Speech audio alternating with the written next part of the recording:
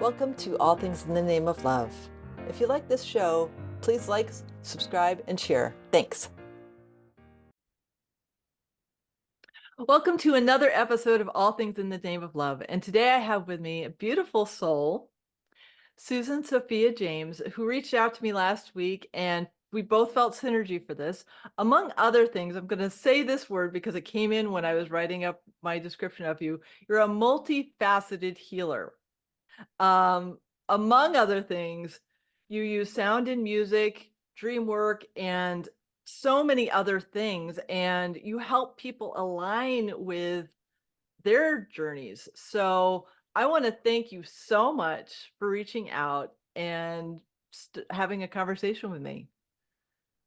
Well, thank you for connecting. It feels like a great connection. Yeah, So I yeah. appreciate you too Oh, thank you. and the work you're doing. Yeah. Thank you. So we were talking a few minutes before I pressed record, and you know, because of the little discussion, I thought it would be great to start off with a question of tell people about your spiritual journey a little bit because I think it's really interesting. Okay, so I'm going to start with being a child. And when I was very young, I remember having visitors at night. And I haven't really talked about this. Although I've had a myriad of spiritual experiences, that piece I really haven't talked about. I remember being 5 years old and looking into the sky and going, why did you leave me here? What is this place? Come back and get me now. I want to go Wow. home. And Wow. yeah. And then I completely forgot that happened for until I was in my 30s. Mm. And the reason why I want to share that is because it's time for people to talk about things that we haven't spoken about Mm. and to allow other people to remember and also to integrate those other experiences because there's been so much suppression. So now we're in this more open time and we're talking about transformative experiences and spiritual awakening, but a lot of maybe interactions with certain kinds of beings has not been as much talked about. Mm-hmm, mm-hmm. So that's why I want to talk about it some. Thank you. So yeah, you're welcome. So I think a lot of people who are healers have exposure to a lot of difficulty in their childhood or, growing up, and that's part of understanding what it's like to be on earth and the issues that people have and and to experience some traumas. Mm-hmm. So one of the things that happened to me was that my parents divorced, and my mother at the time, she had a quote nervous breakdown, Mm-hmm. and that's what they called it back in the day. And now, I learned much like many years, decades later, that she had experienced a lot of sexual abuse, which is why people have quote nervous breakdowns. Yeah. We don't really use those terms anymore. Mm-hmm. But I could hear my father's thoughts, and usually you hear intense thoughts, like not just random Mm-hmm. thoughts, like I got to take out the garbage, but more intense. So the thought that I heard from him was, because I live with my father, was like he was afraid I would be crazy like my mother. And so that was kind of a really big wound for me. Yeah. Yeah. And I held it, even though I had many, um, peak experiences, spiritual awakenings, Shaktipa experiences, out of body experiences, heightened dream experiences. I still had that somewhere inside of me. And then one of the things that's important for people is to know there's often something, if we can learn one thing from an experience, it changes the dynamic of how it affects us and it helps us to take back our power. Mm-hmm. So many, many decades later, I realized, even though I've had programs where I train people in energy medicine and sound healing, and I still had that little kind of piece. So it's a layer of the onion, talk about the Mhm. shadow. And when I realized that the purpose of that was to protect me for a certain period of time, then it changes the dynamics of what that was. So Mhm. that was like taking back the power of it. Yeah. So even so, it's like working through the trauma of it or whatever the experience is to gain some inner strength. Um, Mhm. so that was a very important piece. I've had different spiritual teachers in terms of um, I I studied with a woman named Shirley Nelson who worked for the Tucson Police Department, finding children that were missing. And at that Oh, time, this was the 80s, probably the late 80s. okay. And she would use a school photograph because there were no cell phones then. And Mhm. that's how she would track people and she could find them Wow. in the world. So it's kind of an Wow. advanced kind of remote viewing. So Yeah. I trained with her, and then I also trained with a woman named Heather Valencia. And at that time, she called herself the wife of the Yaqui medicine man because he was the dynamic force of the Yaqui nation and actually did a lot for them. But he was also feared and revered. And later she claimed the name Cherokee Shaman, which she was. But Mhm. there and it's a certain era of people perhaps, but there were a whole series of books by Carlos Castaneda about the way of the Yaqui.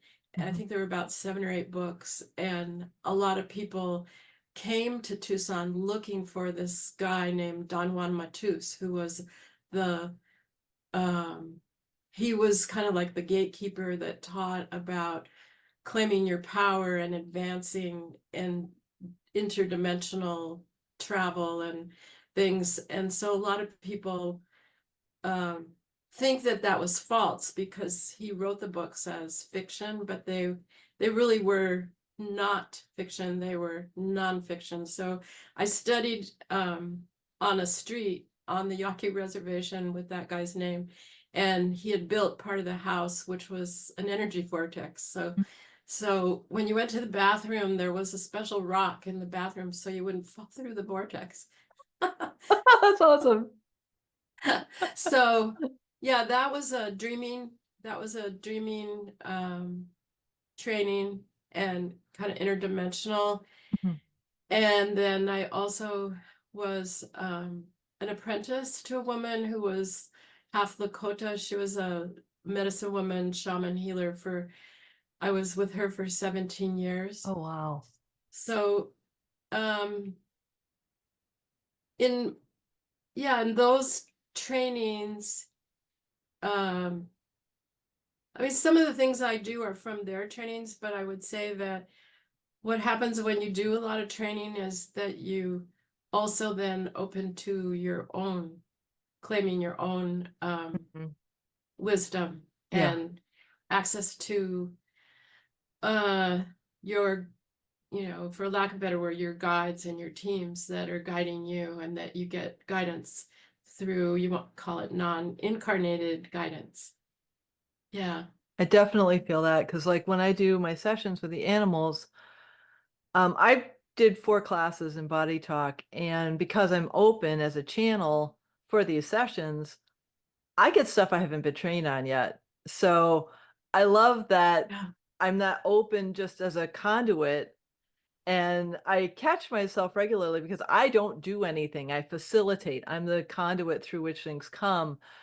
And that surrender to that greater aspect of self, or that source self, or my guides and angels, however they come through, is such a magical feeling because I know it's part of me is in it because it's like that aspect of me, that flavor, that essence of me, but it's coming through and it just magnifies outside of me.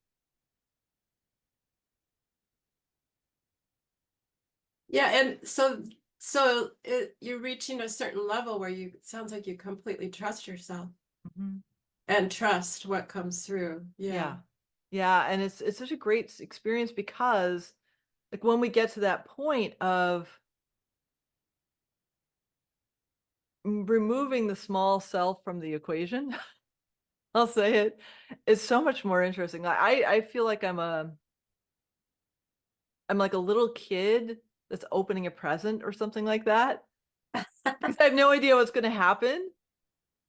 And so I don't know if you get that feeling when you do sessions too, because yes, you have a sense of what the person is experiencing, but like then what unfolds from that is just, for me, it's pretty magical. Yeah, you don't always know. Like you might have a plan, but it changes. Yeah. Yeah. So how did you, I'm just feeling this because I'm very deeply drawn to the energy of I'm actually going to say First Nation. I don't know why, but that came through as opposed to Native American. Um, what pulled you into learning with those sages? Um, well, the when I was studying with Heather on the Yaqui Reservation, I had gone to a lunch where it was called My Matter in Metaphysics. And I sat down at a table and the empty chair, and the woman was she was from the Rosebud Sioux Reservation.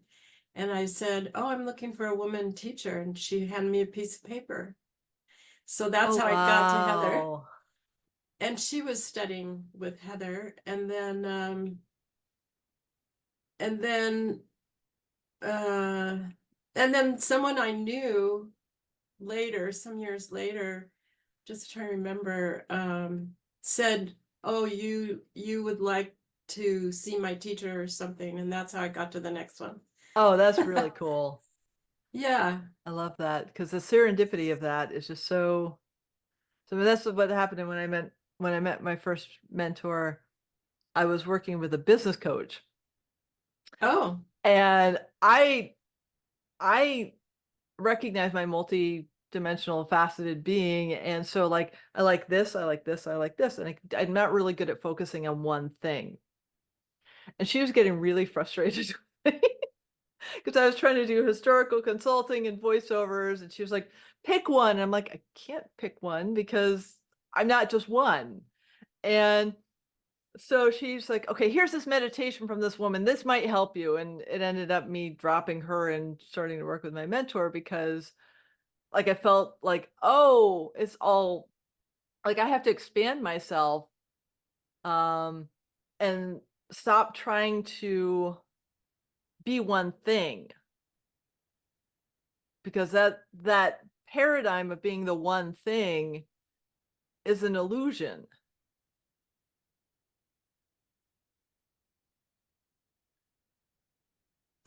so that means that you kept doing well, then you eventually stopped doing some of them, right? Or Oh no? yeah, yeah. I dropped Yeah. her. I dropped the business mentor. I started Okay. working with the mentor I had, and then I worked with like three or four other people since her, and just keep on removing the programs that keep me from being the divine being well, keep me from remembering the divine being I truly am. Oh, that's a great way to put it. Yeah. Yeah, remembering, because there are a lot of programs, that fear programs and whatever, all the Mhm. other programs of how we're supposed to be, that are running. Um, but that's a really good way to put it, to remember. It's more And gentle. yes. It's because I'm a striver. Like my trauma is come out in projecting into the future. Okay. And so my team, I love my team because whenever I do it now, they're like, "What do you need in this moment?" Ah, You're right. holding You're you, right. yeah, holding you accountable, right? Oh Be yeah, and here. Yeah. it's fascinating because like every time I feel it, It's not even like I can feel the question right as the thought is forming, like, what about next week? And they're like, what do you need in this moment? Nothing. Do you have everything you need in this moment? You know you're taken care of, Oh, right? Then why are you like, that's still the trauma, just pulling you back in the and it's just, wow, it's just so fascinating because presence, mm, I love presence. My mind yeah. does not love presence.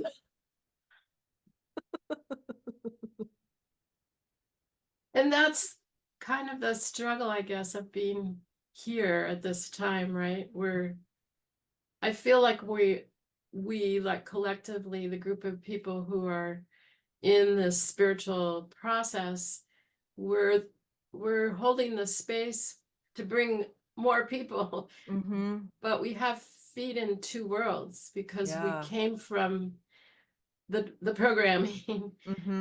So we have that, and I think that somewhere in another rotation of the spiral, we'll look back and go, wow, those people did that.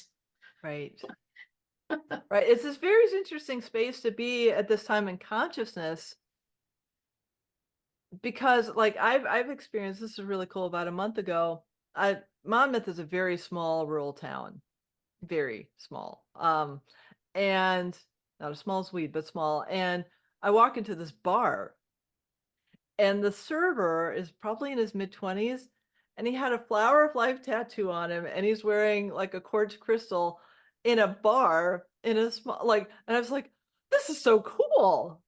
Because I wouldn't have expected to see, I mean, I'm not like biased or anything, but he was like, I saw this thing and I got obsessed with it. And I like, you're the third person that knows. Everybody else thinks it's a cool tattoo, but you know what it is. And it's just so amazing. And I'm like, wow, this is like seeing the remembrance like real time. And it was just so cool. Like, he doesn't really know why he's drawn to it, but he's obsessed with it. And it's like, it's happening. We're actually in the time of the remembrance and the awakening. It's just so cool. Oh, it almost sounds like you could write a song about it. I walked into a bar and there was a guy with a crystal and the flower of life tattoo. Yeah. I mean, it's just really amazing because people that I wouldn't have expected to see are just opening their hearts. And it's not like, I don't know, for me, it's been like the more I live in my heart, the less I'm living here. And this is like such a long journey between the two. But, that's like, for me, having lived in Shasta, and I love my friends in Shasta, but I have met some people that are like, look at my resume. And it's coming from a place of ego. And for me, the ego has no place in the spiritual journey. It has like, honor your gifts 100% because they help you wake up. But if you're sharing the gifts, sharing the training as a way to make yourself feel separate, Hmm. that doesn't resonate at all. Yeah, the ego, it shows up. I watch it and I go, oh, let's look at you, ego. There you are. You're showing up. And it's And it's it not, does. yeah, it does. It's not a bad thing, but that's because it's a really great teacher. It's uh I it's only not helpful when you're not knowing that it's there and you're responding to it. Hmm. Hmm. And then it can get tricky too if you get triggered, right? Yes. Yeah.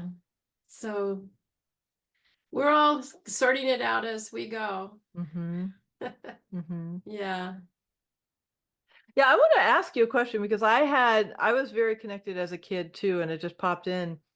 So I astral traveled, I talked to my guides all the time, and then when I was 10, my grandfather died, and he sat on my bed for 3 days after he died, and I freaked out and didn't have anyone to connect with because Fairfield County, Connecticut in the 70s. Not not like really open just to anything other than church. And so I actually shut myself down because I didn't have anyone to relate with. So what was your like cutting off part before you remembered again? I mean, was there an event that What I kind of cut the intuitive part? yeah. I don't know. I think what happens, like you're talking about your own experiences, that sometimes we don't even know that we're intuitive, right? Mhm. We don't even know that we're having experiences that others might not be, Right. but we do know that we're not sharing them.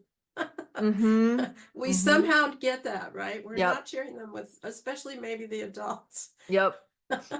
So, um, I think just hearing that, um, kind of message that my father was giving me, uh, was pretty significant, Yeah. although you're always still who you are and drawn to, you can't like take it away because it's Right. in you. Right. So it's still everywhere, really. It's in your dreams. It's, yeah, it's just part of who you are. That's how it seems to me. I mean, I know we do, different people suppress it in different ways. I have a friend who's very gifted and can see all kinds of things and deals, but she also takes sleeping pills so she doesn't Mm. have to remember her dreams because she just can't deal with it because she has to deal with it otherwise. It's too Mhm. much, and she has a regular job. She's a That's school tough. teacher. Oh, that's tough. Yeah. Yeah. So, different people manage it in different ways. Yeah. I understand that. I have a friend that I visited last year, and I felt her trauma. And I'm like, I could help you with that. And she's like, oh no, no. I'm fine with my anxiety. I'm like, oh, I get it because I didn't know I was anxious until about 3 years ago because I had repressed it so much. I was like, Yeah. okay, so but I've learned somatic work, so I'm present with myself when I feel the anxiety come. And then my Uh-huh. body's so happy because it's like, "Oh, you're actually listening to me. Thank you, thank you, thank Ah, you, thank you, thank you. I can express it and you're not gonna try to repress it anymore." And so I had compassion for her because she's got that much trauma in her because she's a light being like the rest of us are, and she's not ready to release it because it's security. well, and she may not have this time and space, Right. like, to carve that out yet, or Mhm. she hasn't wanted to. Right. Because it's hard to go from, like, doing what you've done to shifting that into really deep self-care. Right. And this time, it's not like a moment, it's going to go on for a long time because Mm. we want lots of people to do it. Really, Mhm. this is the time for us when we clear our traumas. We're also, it it ripples back through time Mhm. and changes the dynamic. So we're also, our trauma is our grandmother's that was passed to us Yeah. silently. Yeah. And so it is, in some ways, it's a big responsibility, Mhm. but there is nothing else to do really because we feel it and experience it as our own. Yeah. But and it goes to all our relations, forwards, Mhm. backwards, to ourselves. So Yeah. it's a powerful time that we have the opportunity to do that Mhm. so that we can collectively move forward and um, get more about who we are and activate all the parts of our brain that's supposed to, not really the junk part, right? All that junk DNA we have. That's right. The other 22 strands. Yeah. Yeah. No, I agree. I'm curious to see what would happen when all 22 strands are activated. I mean, how amazing is that? Like, what will we be like? We'll be able to probably do more healing, distant healing and bilocate and do all kinds of cool stuff. Oh yeah, I definitely feel that. One of the things that's come up in my awareness lately is like reptilian brains. Like I this is going to go deep because I'm feeling it and I think I can go with you on this. So I know that our DNA has been altered. Um and like the curiosity, why do we have a reptilian brain? Why is it actually called the reptilian brain? Like that doesn't feel natural because if our natural state is peace and love and bliss, that feels like it shouldn't be here. Well, there's a real negative association with the reptilian beings, right? Right. And there's a whole skew on not all reptilian beings are negative, and I'm not saying I agree or disagree with even the concept that they exist. Hmm. Um, but to me, that might be where that comes from. Because there's a tail, right? The tail Hmm. that develops in the fetus Right. and drops off. I figured that was maybe part of it. Or maybe that's the dolphin part. I like the dolphin part better. You like that version? I like that better. Because I mean dolphins, really. That's right. That's right. Yeah, it's so fascinating because we were talking before I recorded, like the interesting things that happen when you're in a very spiritually active place. And, I shared a couple of the experiences I've had in Shasta. And I think when you're more open, you see things either visually or experientially a little more keenly. And so when you were, and I'm bringing this in because I had a meditation last year with the Salish tribe up in Orcas Island, and I never meditated with tribe before. And it was only 5 minutes, but like because of that energy, I actually had Mary Magdalene's daughter Sarah come in as an energy field with me, and I'd never felt her. And so when because I'm sensing you've had that kind of alone and with a tribe experience of meditating or with a tribal member meditating, have you seen differences in the depth that you can go to? Meaning with a group or well, in the apprenticeship, there were many, I can't remember how many people, maybe 50 people or maybe more. There were different kind of levels, and we did have a group that I don't know how to describe what. Well, it was not open to everyone, and only certain people who'd had a certain level of training. So yeah, it's very powerful, and there's much more, well, like potential, I think, Mhm. for doing maybe interdimensional gathering content, Mhm. maybe put it that way. Yeah. Okay. And then also, this is kind of an interesting concept, and I don't remember to talk about it as often as I think I'd like. It's a little bit off, but as you're saying, it just came in, so I'm going Yeah. to talk about it. So one of the things that's kind of important for people, there's symbolism all around us, and so when we see, like, we're used to looking at paper and seeing a circle on the paper, so that's just a dimension of it, but the circle represents a sphere. So when people were writing pictographs on the walls and caves or in the Egyptian pyramids, those are representing actual dimensional objects. Mm. So to consider that if you see something, a symbol, so like if you draw a spiral, well, it doesn't mean it's a flat spiral. It actually is dimensional. So when we talk about it, that helps to expand our perception. and to remember that when you're looking at something flat, that is being, sometimes people get symbols in their meditation that it's not one dimensional. Mm. And then it has a purpose, and it has, well, you could say a metaphysical purpose, an application. Mhm.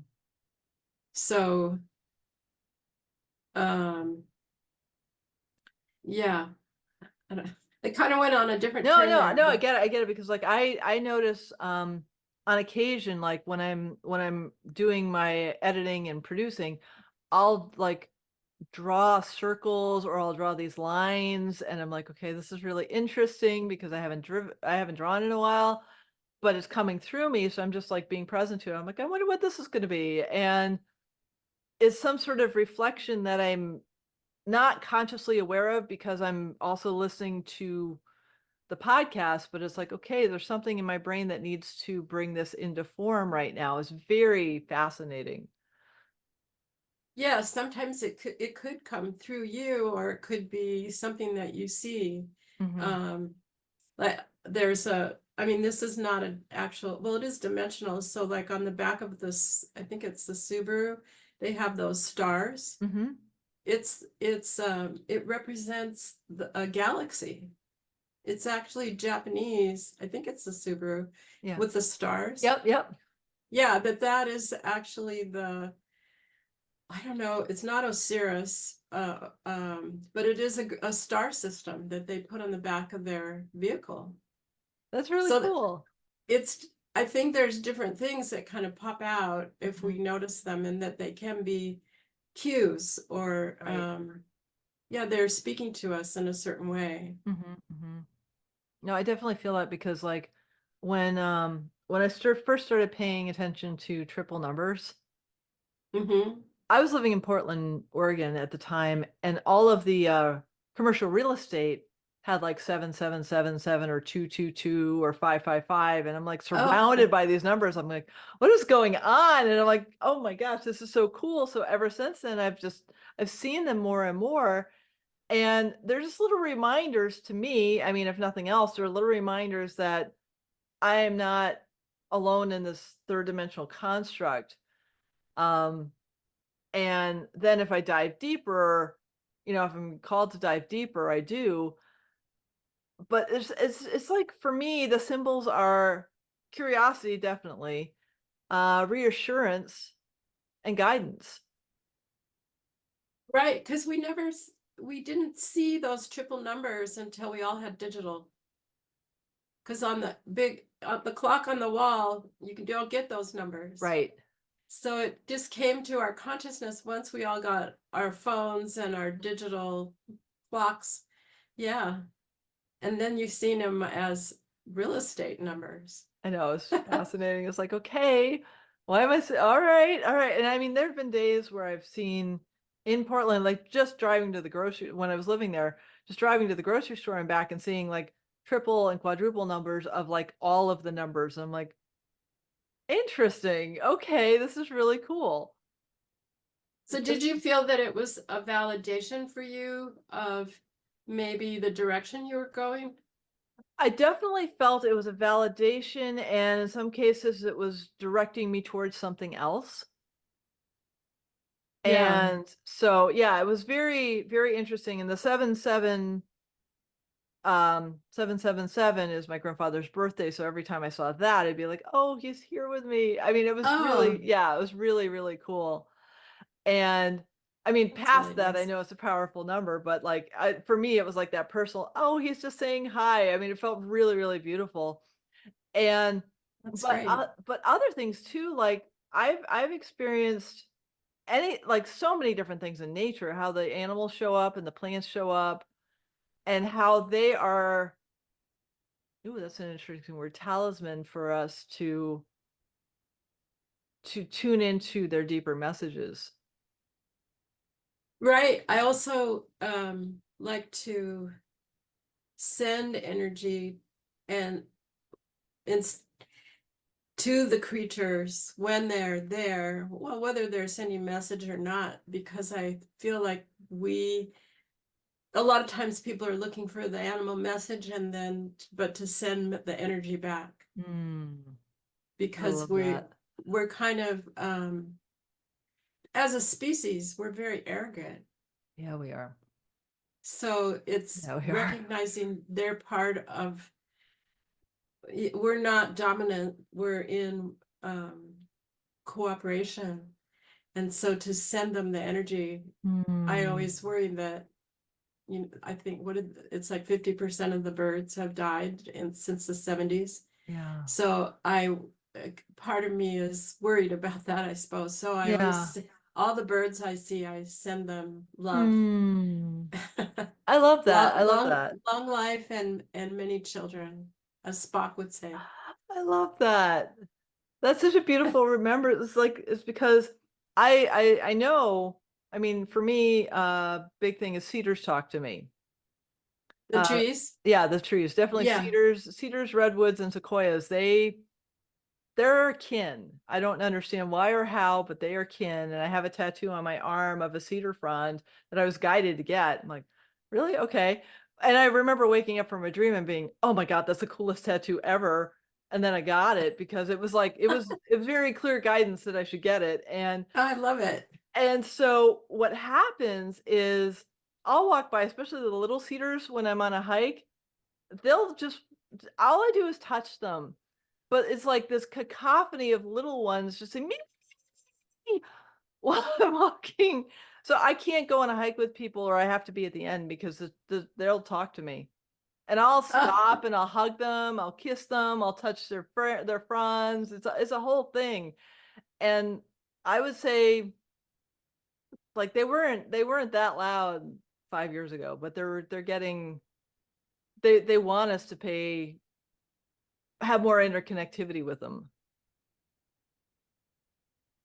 well, where I live in the desert, my property I tell people this who live in Oregon and they're like, and so what? But I have 18 trees. Like here, no one has 18 trees Wow. because it's the desert. Right, right. That's a lot.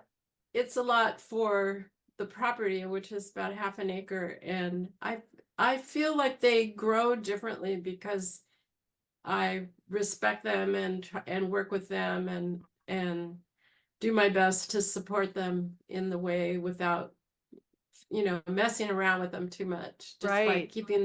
keeping the mistletoe, because the mistletoe grows in the mesquite trees here. So you have to keep it out because it'll suck the life force out. Okay. But yeah, the trees are very, very important. So it's cool that you have that connection. It is pretty cool. A little trippy Yeah. sometimes, but very cool. So I want to ask, because you mentioned a little bit about your dream work. How did you come into that, and how has it informed your remembrance? Um, so I have, Carl Jung says that most people have one, he calls it a lifetime dream that profoundly shapes their life. So I had a dream. mm, I don't know. Do I want to tell this dream? I was living in Missouri and we have 40 acres and I dreamed I was walking down this stairway and it was which means going deeper into the subconscious. And there was a guy in front of me with a very black straight hair cut straight off at the shoulders, black straight bangs, and then he was in white. And halfway down the stairs, so the stairs were kind of like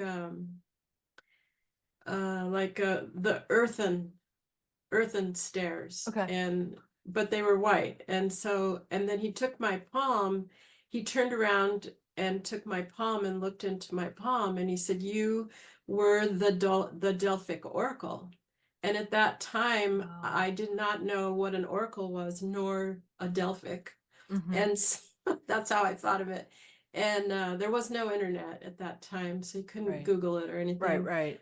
And um, so then it actually has become sort of a theme in some ways. So in 2007, my daughter and I went to Greece, and we went over to Delphi where the oracle was. And I've done, I'm probably a good historian because I know more than probably most people do about that location and the oracles and all that. So that was really interesting to have that influence. And then later, um, there's certain times in my life where I've had very vivid dreams, and dreams, we know kind of the dreams that are not processing dreams from our day to day have a different quality to them. Mm-hmm. So, and we go through cycles. We don't all have these prophetic dreams all the time forever. It's just a cyclic kind of thing. So I do have some dreams that I process and use as guidance now. And then other times in my life, I've had all kinds of different dreams. And then in my course, I mean, I did study with Heather. We did dreaming on the Yaqui Reservation because that's one of the big dream themes of their tradition, in their medicine tradition. And then in my groups, we would do where we would plan on a location that we were going to meet in our dreams. And then we would all meet there in Oh, dream time cool. and then come back and talk about them. And then it kind of rumples your mind a bit when people go, "Oh yeah, I saw that. I was there, yeah." And then somebody will add something, and someone else will go, "Oh yeah." So that it's kind of it's fun to do that. But the other thing about dreaming is that it's a different level of consciousness. So when we do meditation practices, they can overlap. So you can dream your meditation, or in your meditation, you can access your dreams. It's a certain way to do that, but they go together. So yeah, dreaming is, I feel like it's a really important part of us that we need to understand. And I've looked at lots of different dream books where they give you different definitions of symbols. And some people are right and some people are not. And maybe that definition of the symbol was right for that person, but it's not always right for everyone because you Mhm. have to have the context. So it could be like if someone goes, "Oh, I saw a fox." Well, it's not relevant if the fox was driving a car versus Right. running in the forest. So Mm-hmm. Mm-hmm. there's different ways to interpret things. I completely get that. Yeah. I had a dream a couple weeks ago, and I was on a mountain, and I look at the trail, and the trail is turned to ice, and so I have the option of ice or walking on the snow. And I wake up from that dream. I'm like, so what was that about? And my team says to me, "Oh, we were just checking to make sure you got your discernment." I'm like, oh, okay. Like I thought this was gonna be this really complicated, like I don't even know what I thought it was gonna be, but it was like, no, you made the right choice. You walked in the snow. That's we just want to make sure you weren't gonna be stupid and do something. It's like, okay.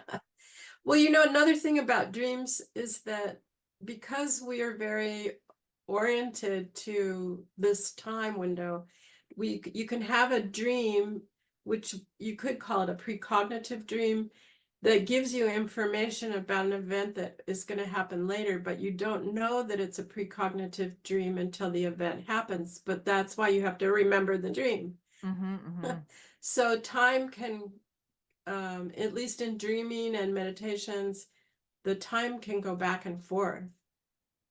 But we have to be able to catch the symbols in order to draw upon them. So, Well, that's interesting. And then I'm getting guided because like there's dreams, and then there's also a different quality of like an out of body experience slash astral traveling. right. And sometimes I will think I'm dreaming, but I'm traveling somewhere that I've never been, but but it feels familiar. And then Right. I'll wake up tired. Oh, been working all night. Been working all night. Yeah. Yeah. Yeah. So I know it's different than a dream because I can sense, because it feels like I'm actively participating in something. Right. And yeah, I mean, I don't know how to describe that differentiation, but I definitely feel it. Do you have any language for that? Um, I don't know, language. I'm not sure what you mean. You Well, mean like, to a different describe it better. definition? Yeah, like a way to describe the quality of astral traveling versus a dream. Well, here's how I figure it is that also when people have dreams, we'll call them dreams in quotation marks, when someone passes, because I think the statistics are like 90% of people have some kind of experience with the person after they pass Oh, when they're wow. close. And a lot of times it's in dreams, right? Okay. That because we're so programmed, we can't tolerate the notion that we would be able to see them in waking consciousness. So it Mhm. has to be perceived in a quote dream, Okay. right? That makes And sense. so the same with when you're working or you're asked to travel, like I know those kind of dreams you're talking about where you wake up and you go, I'm like, oh, okay, I had that dream. I was flying somewhere and it's a dream, but no, you were really gone somewhere and you're really coming back. And it Yeah. is translated to our consciousness kind of like it was a dream. Mhm. So to me, the way that you differentiate is yeah, writing them down, writing them down, writing them down. And then it helps to kind of filter how it feels. Okay. Um, And then just kind of a little side note about dreaming is the best way to remember your dreams is to move as little as possible and repeat the dream before you move Mm. because they're slippery, they Mhm, mhm. dissipate, right? So Yeah. repeat it before you move and or even a couple times if you can, Oh, because cool. it starts to go away and Mhm. then write it down. Oh, cool.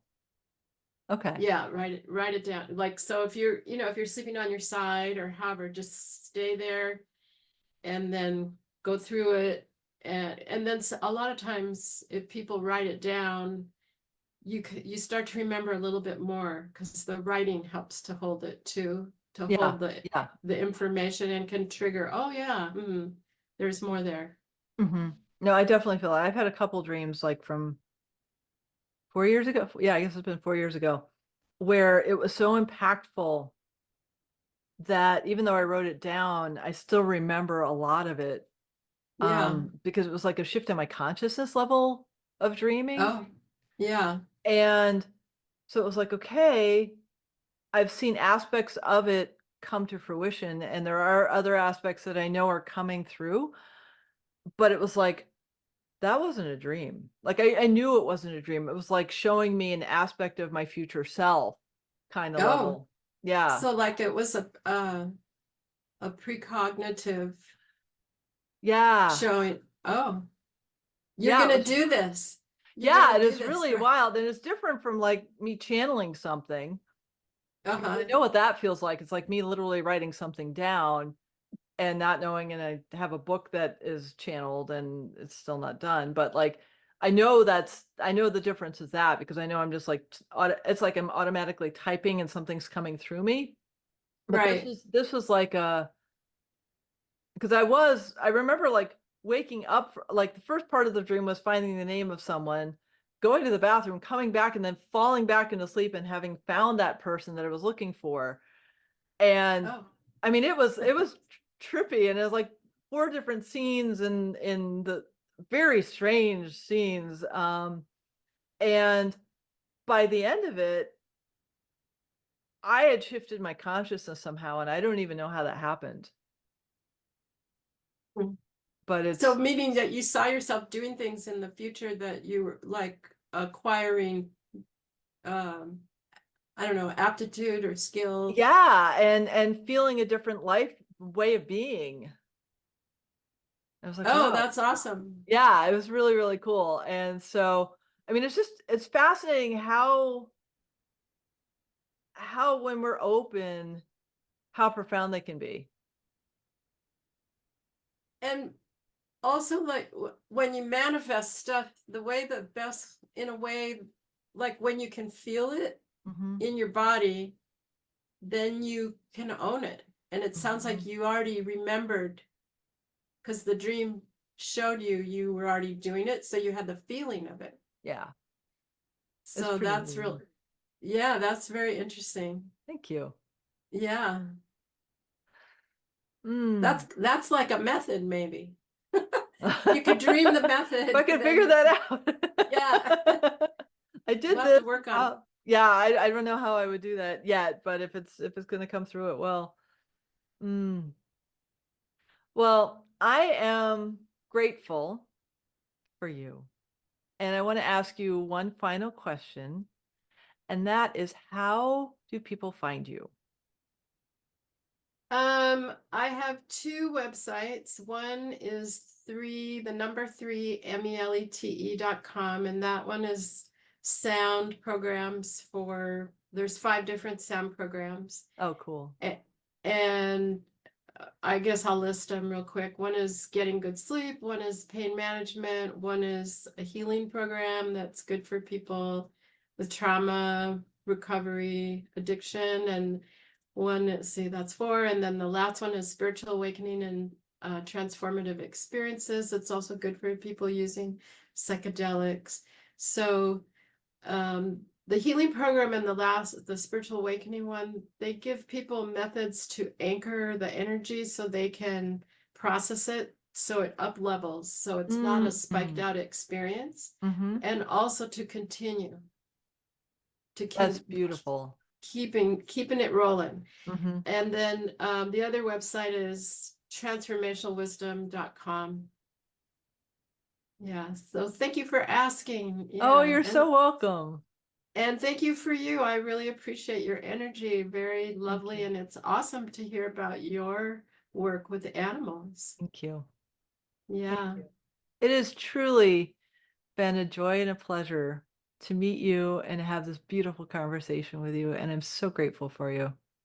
Thank you so much. And also with you, and I'm grateful you're doing this podcast and bringing all this stuff to people that it's Thank really you. helpful. Thank you. Yeah.